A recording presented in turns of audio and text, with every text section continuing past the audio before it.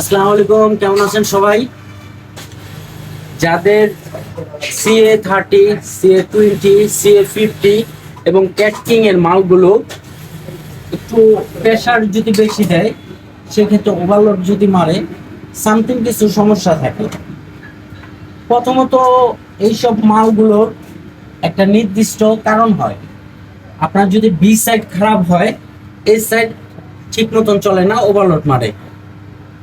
আর দ্বিতীয়ত ওভারলোডটা একমাত্র যখন এগুলো তো এইচ ক্লাসের মাল হয়, হাই ভোল্টেজটা যখন আপনার সাপ্লাই না দিতে পারে সেই ক্ষেত্রে ওভারলোড হয়।